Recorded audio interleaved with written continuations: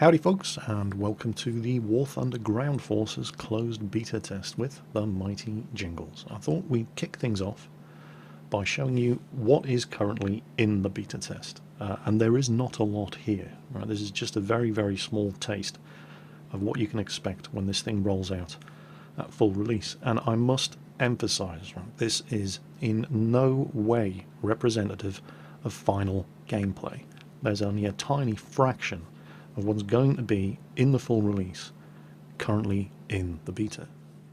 Now, of course, I do realise the utter futility of my saying this, even as I'm saying it, because people are going to bitch and whine about the unfinished game being unfinished, regardless of any caveat that I put up at the start of the video. But it needs to be said, you're looking at unfinished, very limited game content, and it does need to be judged as such. So, having said that, and understanding the futility of saying it in the first place, let's have a look at the tech trees. There is not a massive amount of content available in the beta at the moment. The only ground forces that are currently available are some very low-level German and Russian vehicles. The American tech tree, aviation, is fully in the game, but you can't use them, as is the same with the British and the Japanese. If you were to look at the American tech tree, there it is. Same with the British, same with the Japanese. You cannot play any of the random battles on the test server with the British, the Americans, or the Japanese. It's purely the Germans, and they only have their reserve aircraft, and the Russians, and they also only have their reserve aircraft. But the Germans and the Russians have an extra tab on the research tree that is not available for the Americans, the British, or the Japanese. And there it is, the ground forces. So we've got a T-70, which looks like this. It's a rank 1 light tank with a 1.7 battle rating. We have the KV-1, which looks like this. That's a rank 2 heavy tank with a battle rating of 3.3. And we have the T-34, the 1941 variant, which obviously means there are going to be other variants of the T-34 in the game. And that's a rank 2 medium tank with a battle rating of 2.7. And it looks like that. That's it for the Russians. Again, not a massive amount of content. If we go to the Germans, we have, in fact I can show you straight from here, there it is, the Stug 3F. That's a rank 2 tank destroyer with a battle rating of 3.3.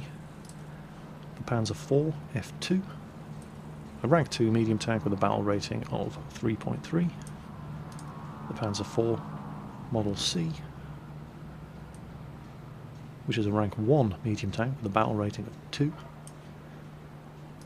Panzer 2C, which is a rank 1 light tank with a battle rating of 1.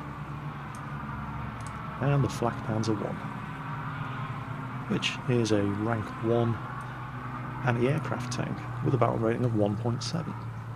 And that is quite literally it. That's all that is available at this early stage of the Ground Forces beta test. So let's take a quick look at the modification process for the various different vehicles here in Ground Forces, and they all pretty much follow the same pattern. We'll start off by looking at the Stug, and there it is, and this should be immediately familiar to anybody who's played War Thunder Air Forces.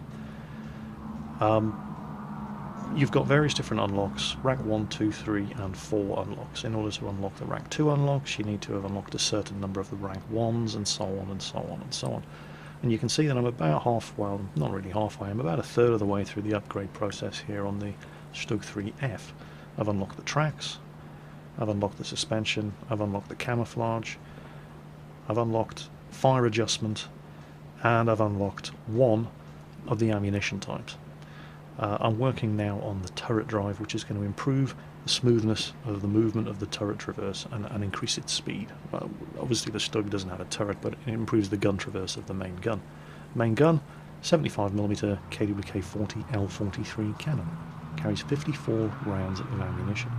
Now, speaking of ammunition, by default, on these tank guns, you get two different ammunition choices available at the start, and those are your armor piercing and your high explosive. If you mouse over the ammo choices, you'll see what you have unlocked. So by default, there it is. That's the armor piercing capped ballistic shell, standard armor piercing ammo for the German 75mm gun, and it tells you exactly what the penetration of the gun is at various different ranges. At point blank range, 10 meters, it'll penetrate 105mm of armor, ranging all the way up to 2000 meters range, when at best it's only going to manage 44mm of penetration. The second ammunition choice that's available by default is high explosive, and there it is down there. The other ones are all individual unlocks as part of the tech tree, so you can see that I have unlocked the HLGR38B shell, which doesn't tell you an awful lot. However, if you go to the ammo choices, there it is. This is a high explosive anti-tank shell, and high explosive anti-tank has the same penetration at all ranges, and you can see there in the pop-up 87mm of penetration, whether it's at 10 meters or 2000 meters. So unlike, for example, in World of Tanks, where generally speaking high explosive anti-tank ammo, which is premium ammunition in World of Tanks, is way better than your standard armor piercing, that's not the case here in War Thunder Ground Forces. At point blank range and at very close ranges, I'd be far better off using normal armor piercing ammo. As you can see, at 500 meters, it has 95mm of penetration, significantly better than that at shorter ranges.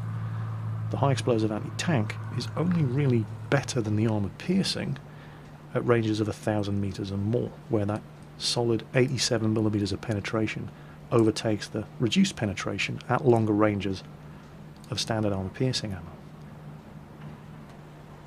And this pattern's going to continue with all the different ammunition unlocks. There is no really clear best ammunition to use in general. All of the ammunition has its own strengths and weaknesses depending on the range that you're engaging the enemy at, or even how quickly the enemy is moving, as I'll show you what I mean when we move on to the first of the APCR ammunition unlocks, armor piercing composite rigid, which traditionally is ammunition that has higher penetration values than normal armor piercing ammo, but like normal armor piercing ammo, the penetration ranges decrease with distance. And the first APCR ammo unlock that we get is here, the PZGR40W. However, the penetration is worse across the board than the standard armor piercing ammo. At 10 meters, standard armor piercing has 105mm of penetration. This stuff only has 80. At 2000 meters, this stuff has 30mm. Standard armor piercing has 44mm. Standard armor piercing ammo has better penetration across the board than the first unlock of APCR ammunition. So you must obviously thinking to yourself, well, what the hell's the point of using this ammo? Well, look at the muzzle velocity. This stuff travels at 930 meters per second. The standard armor piercing travels at 740 meters per second. So you would want to use this ammunition if you were engaging a fast-moving target at long range, because you wouldn't have to lead the target as much while shooting at it with this kind of ammo. Then, of course, the final ammunition unlock is the really good armor-piercing composite rigid ammo. It has way better penetration across the board, as well as having much, much higher muzzle velocity. So, as you can see, there is no real clear best ammunition type to use at all times here in War Thunder Ground Forces. You really have to mix and match and choose the ammunition type that you're going to use depending entirely on the situation in which you find your machine. Now, the rest of the unlocks do pretty much exactly what you would expect them to do. You've got your mobility upgrades like tracks, suspension, brakes, engine, protection upgrades like camouflage and extra armor. The firepower upgrades we've mostly actually already looked at. They're the ammunition box unlocks, as well as things like the turret drive, fire adjustment and the elevation mechanism. But there is one upgrade that's available, well, certainly for medium tanks and light tanks and anti-aircraft artillery. In fact, let's have a quick look and see if it's available for heavy tanks as well. And I know this is going to be controversial. Oh, right. Heavy tanks don't appear to have this option, and I know you're all sitting there saying, what option, Jingles, what option? Well, this is going to be controversial. I have it unlocked on the Flak Panzer, but you can also get it on the medium tanks as well, and it's there. Artillery support. Now, so far, and I don't believe they plan to implement it, there is no option to drive self-propelled guns in War Thunder, so no artillery. And yet there sort of is, because as you can see here, my Flak Panzer has unlocked the ability to call in an artillery barrage as a rank 4 unlock. And it works, well, very simply. It works just like any of your ammunition choices, and it has a cooldown. And you'll see me using it in some of the games that you're going to see. And you literally point at a spot on the map, press the button, and a couple of seconds later, the area that you've targeted gets hit by an artillery barrage. Now, I'm sure this is going to have its fans and its detractors, but it's in the game, like it or not.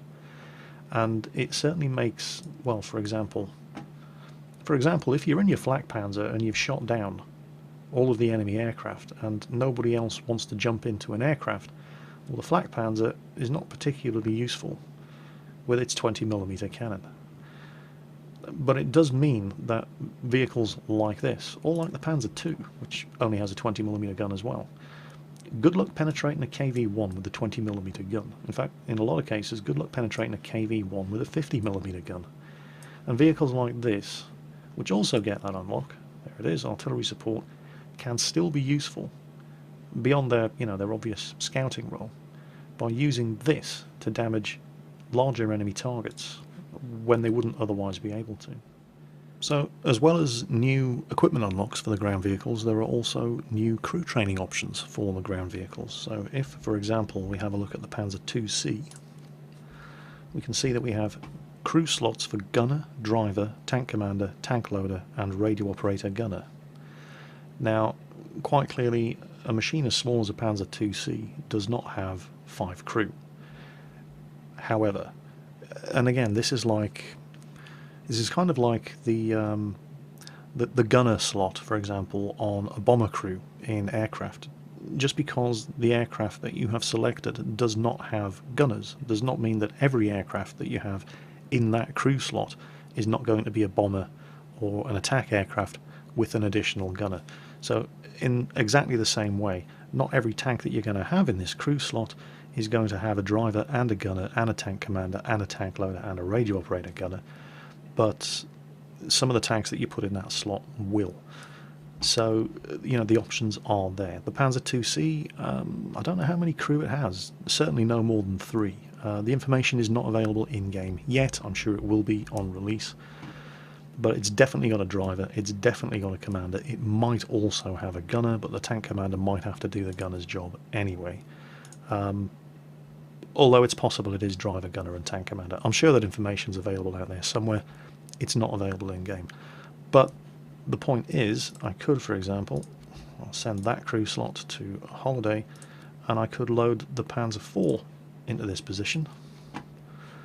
In which case, if we go back to ground vehicles, then I'm going to need the driver, gunner, tank commander, tank loader and a radio operator. And you can see the various different skills that the various different crew members have available to them. Now, let me just put this back the way it was. And one other thing, and this is purely for the beta, it's obviously not going to be a concern when the game is fully polished and fully finished and is ready for release. But if you do anticipate getting into the closed beta, there's a couple of things that you're going to need to know. The first thing that you're going to need to do before you hit that battle button is go into game options and the controls, and you can see a new tab here for tank control. You're going to need, as stupid as this may sound, you're going to need to set up a button for your tank fire button, because I was very, very upset the very first time I hit the battle button to find out that pressing my left mouse button didn't fire my gun. As well as that, you're also going to need to click the miscellaneous tab over here and scroll down to these action buttons, action 1, 2, 3, 4 and 5, and assign them to, well, by default, I have set them up for keyboard buttons 1, 2, 3, 4, and 5. This is very, very important. By default, these are blank. What these do, these select your different ammo types and, for example, your artillery support unlock.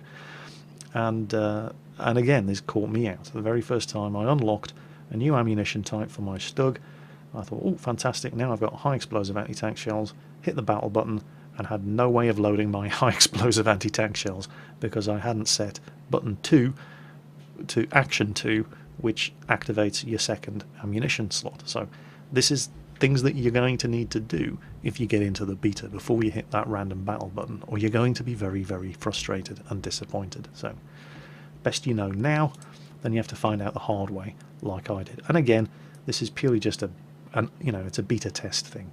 It's an oversight. I'm sure it'll be fixed in the future, and there's no way they're going to let the game ship with that kind of glaring omission in place. So there you go.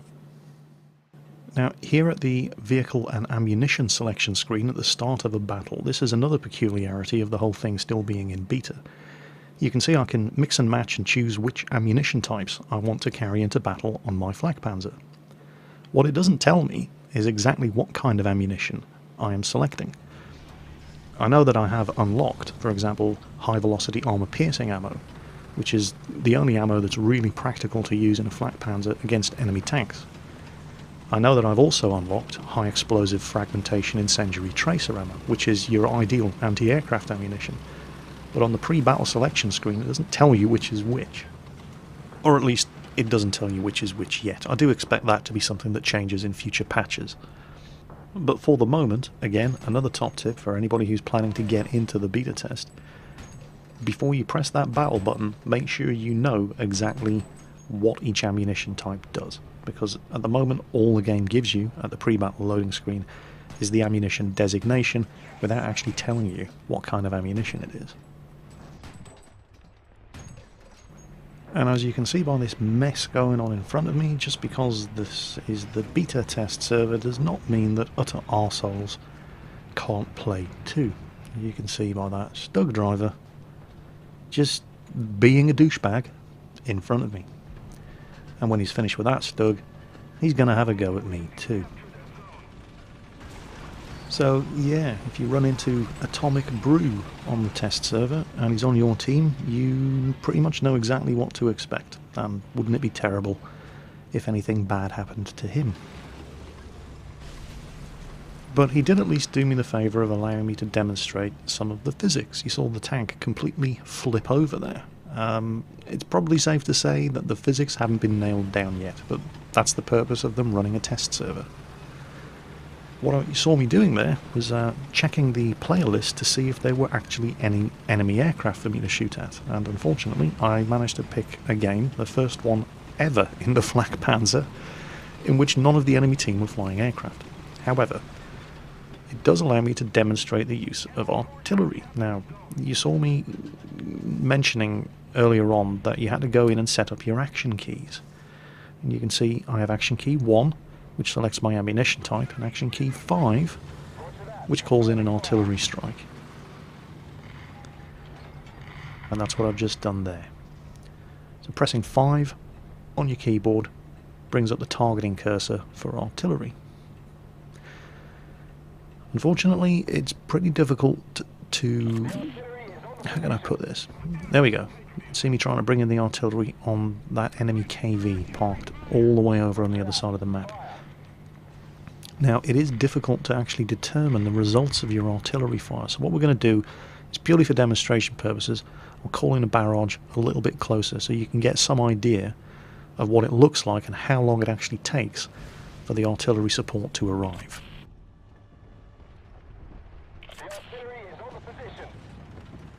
So the barrage is ready. I designate the target area. Artillery fires.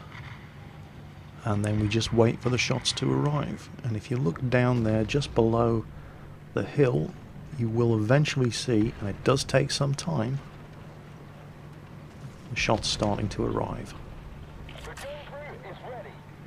And it pretty much seems to take as long as the cooldown of the artillery itself in order for the shots to arrive. You can see there I'm already calling in the second artillery strike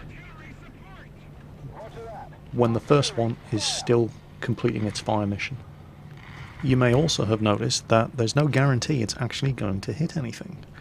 Right? It actually targets quite a wide area, and the points that it hits in that area are completely random. It's entirely possible for you to completely miss an enemy tank with it, and there is a substantial delay between you selecting the target area and the shells actually arriving. So it's almost useless against moving targets, and it's very, very difficult to accurately judge exactly where you're calling the fire mission on at anything beyond medium range, just due to the way the targeting cursor works for the artillery fire mission. So in that respect, I know a lot of people were thinking, oh, this seems a bit overpowered, but it does seem fairly balanced.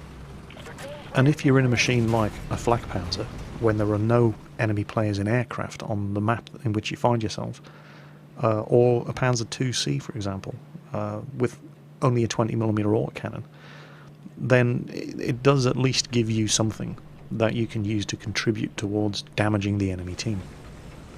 So the biggest concerns that people seem to have... What the hell was that? Well, that's one of the biggest concerns that people seem to have with the test server at the moment, is that the vehicles, it's the physics. The vehicles don't really seem to move the way people would expect them to move. Everything, the physics haven't quite been nailed down yet, and a lot of the vehicles feel much lighter than you would expect them to be. There are probably very good reasons for that, and the chief reason is probably that the physics haven't been nailed down yet. It's a test server, that's what it's for. Also, they almost certainly haven't finished tweaking the characteristics of things like the suspension and the suspension upgrades and, you know, things like that. Again, it's a test server, that's what it's for. At the moment, I am finding it difficult to judge the effectiveness of various different equipment upgrades. I'm working through, and I've almost completely unlocked everything here on the Stug.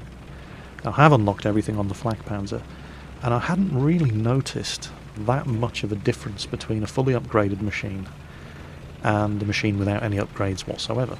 But again, like I said, test server, these things are constantly being tweaked, and that's exactly what the test server is for.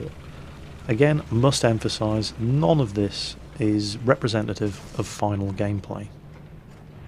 As you can see, there is a sniper view in-game, and it is not just in historical battle mode. You access this view in your tank by pressing the V key, exactly the same as swapping between different view modes when you're flying your aircraft. And you can see at the bottom of the screen there, button 1 and 2 are what I use to select my ammunition choices. At the moment, all I have unlocked here on the Stug is standard armor piercing and high explosive anti-tank ammo. Obviously the high explosive anti-tank ammo I've selected by pressing the 2 button, because it's much better at engaging tanks at that kind of range where the penetration is constant at all ranges, whereas if I was using armor piercing, I would have less than 87mm of penetration firing at targets 300 meters away. High explosive anti-tank, same penetration regardless of distance. The normal AP ammo I need to select at targets that are at close range, where it has better penetration than the high explosive anti-tank. And that's why before you start a battle you need to go into your controls, miscellaneous, and set the action buttons to correspond to buttons 1, 2, 3, 4 and 5 on your keyboard. So that allows you to actually swap between the various different ammunition types and call in your artillery barrage when you've got it unlocked. By default, those keys are not defined. Now you may notice some peculiarities of the spotting system, and again I don't know if this is working as intended or it's just something that they're continually going to be tweaking, and it probably is something that they're continually going to be tweaking. But you may, from time to time, I mean you can see there enemy tanks spotted because I can see their names. But they're kind of greyed out, which means that they're not in direct line of sight to me. So somebody else is spotting them. But there now, his name just lit up in bright red, which means I have a direct line of fire to him, and I'm having problems getting the Stug on ground level enough for me to get the gun down on him. But occasionally, you're going to see... Oh crap, I'm firing high explosive. I'll just switch to armor piercing, and I should start hurting him. Come on. There we go. Yes. Where were we? Yes. Occasionally, you're going to see an enemy tank. And he's quite clearly visible to you in the game, but he doesn't have a name over his head. And what that means is that he just has not been spotted by the crew of any of the tanks on your team. But the game still renders his tank, and if you happen to be looking in the right direction and see him, you can shoot at him and kill him. And that's quite important because it demonstrates a difference between the spotting system in War Thunder and the obvious comparison which people are going to be making, World of Tanks. Because if that exact same situation occurred in World of Tanks, that enemy tank, the game engine wouldn't even render him on the battlefield, because none of the crews of any of the friendly tanks had spotted him. War Thunder doesn't do that. Everything is rendered all the time, regardless of whether it's been spotted or not, and if you happen to be looking in the right direction and you can see him, you can shoot at him, regardless of whether or not any of your tank crews have spotted him and marked him as a target. And I think that a lot of the problems that people are having, and a lot of the concerns that people have about the way War Thunder's tanks play, is 100% down to the fact that they're coming to this from World of Tanks. And they're assuming that because they're good at World of Tanks, they're going to be good at this too. That's not necessarily the case. These are two completely different games. They're superficially similar only in that they're both about tanks. Other than that, they couldn't be more different. The first obvious difference is that there are no health bars. Anybody can one-shot kill anybody else in this game. All you have to do is hit the right part of the tank. And in a game like World of Tanks, having health bars is a good thing, because it imposes a, unless somebody gets lucky and hits your ammo rack and just destroys your tank in one shot, then yeah, sure. You could argue that anybody can one-shot kill anybody in World of Tanks, but it doesn't happen very often. It happens all the time in War Thunder. And having a health bar works in World of Tanks because you only get one tank in World of Tanks, and that gives you a bit of insurance, a bit of buffer zone against just getting ruffle stomped when you put yourself into a bad position. And it's not terribly realistic, but it works because World of Tanks is an arcade tank simulator, and it's a very, very good arcade tank simulator. You do get an appreciation for just how good wargaming are at what they do, particularly map design, when you spend a few hours on the War Thunder test server. However, the fact that you can get one-shotted very easily in this game is a testament to how comparatively realistic it is. But it also works very, very well, because you're not limited to driving just the one tank. And so while I didn't necessarily want to harp on throughout this video about comparing War Thunder's tanks to World of Tanks tanks, because they are two completely different games, I think it's worth pointing out the differences just to illustrate the fact that they are two completely different games, and they just do not play like each other. Being good at one does not necessarily mean you're going to be good at the other. War Thunder is a lot more gritty, a lot more realistic than World of Tanks. Being good at World of Tanks does not mean you're going to be good at War Thunder. And comparisons between the two games are utterly pointless, and serve only to illustrate just how different they are. If you're like me and you've played a lot of World of Tanks, I fully expect you to absolutely hate the way this plays the first few hours you spend playing it. I certainly did. I thought this sucked. But I'm getting used to it, and the more I get used to it, the more I appreciate the subtleties. The first couple of days I was playing this, I absolutely hated it. And there are still elements of it that I really don't like. The map design in particular. At the moment there is only one map available on the beta test. It's this map, the Karelia map. And I really don't like it very much. But I accept that the reason I might not like it is because I just don't know the map very well yet. It's very campy. And I think it's very campy for a number of reasons. And it's not necessarily to do with the map design, although there are undeniably elements of it that promote camping. This spot that I'm in right now, I've literally just driven out of my team's spawn point, and those enemy tanks have also just driven right out of their spawn point. And straight away, I mean, this is just a killing zone. Right? This is basically where all the noobs go to die. It's kind of like World of Tanks' Corner of Fail on the Arctic map. And I think because you can, and often do, get your tank blown out from under you in one shot, it makes people camp a lot, because they're afraid of losing their tank. And in a game where you can take, 8 or 9 different tanks into a battle, there's no real reason to be so cautious about getting your tank blown away in the same way that you would in World of Tanks. In World of Tanks, you got one tank, that's it. And once it's gone, you're finished. Not so in War Thunder. You can take as many tanks into the battle, or a mixture of tanks and aircraft, as you have crew slots. And so I do honestly think that a lot of the criticisms that are levelled at the Ground Forces beta at the moment, in that the game is very, very campy, are purely because of the hangover that people are bringing into the game from having played World of Tanks, where keeping your tank alive at all costs is paramount. And that's not really the case here, and I don't think people are used to that yet, because you can afford to be more aggressive and less cautious with your tank in War Thunder than in World of Tanks, because if you get your tank blown away, big deal, plenty more where that one came from. Even more so in the beta test, where you have an unlimited number of lives, right? I may only have one Panzer IV F2 to take into the battle, but I can constantly reselect this tank. I can play this tank over and over and over in beta test battles. That isn't going to be the case. Oh, that was a big hit. Yeah, that isn't going to be the case when this thing goes live. But for the purposes of the beta test, I can play this tank over and over and over and over, even though I only have one of them. So there is no reason to be afraid of getting your tank killed.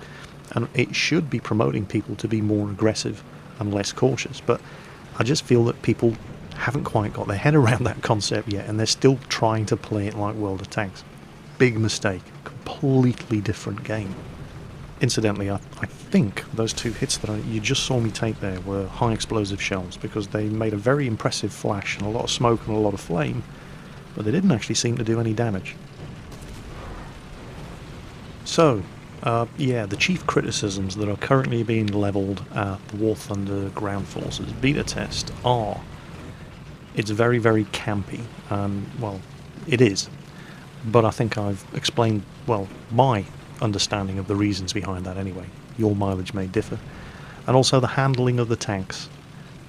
If you're anything like me, your first good few hours playing this beta test, you're going to be fighting the tank as much as the enemy team, because they just don't seem to handle the way you expect them to. And I've largely managed to compensate for this by just not being as heavy on the controls as I normally would be. But that is exactly the... Okay. I just wrecked my tank by driving into a tree that didn't want to fall over.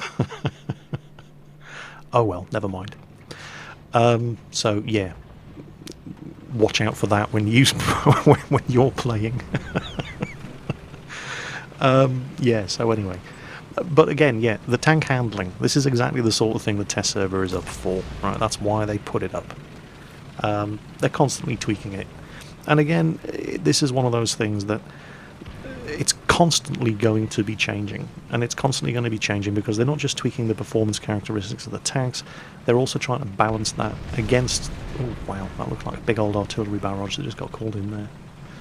Yes, they're constantly not just tweaking the performance characteristics of the tank, right, from a day-to-day basis, but they're also trying to balance them against the effectiveness of the various different mobility upgrades. So it is in a constant state of flux. It's a beta test. This is exactly what it's for. Now, I mentioned how easy it is to get your tank blown out from under you in one shot.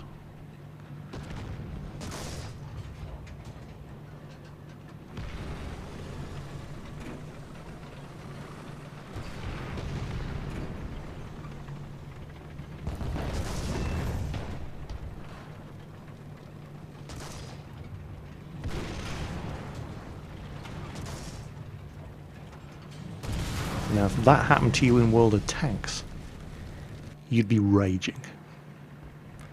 But it happens all the time in ground forces. It's just something you have to get used to. You know, plenty more tanks where that one came from. Just pick another one. Or, if you're in the beta test, pick the same one, because you can use the same tank over and over and over again. But that game is definitely going to be a loser, so I don't think I'm going to bother. Look at that, you can barely see our ticket counter. The enemy have, or they're going to have, all 3 bases. We've lost that one, but yeah, big deal. It's only a beta test. It's not like progress in the beta is going to carry over into the real thing. So that has been War Thunder Ground Forces. I hope you've enjoyed what I've shown you. I hope you found it entertaining. I hope it's answered some of the questions that you might have had. I hope it's provoked some questions based on what you've seen. If there's anything you'd like me to expand upon, by all means, ask your questions in the comments to this video. I will be only too happy to attempt to answer them for you. As always, folks, in the meantime, take care on that battlefield, and I'll catch you next time.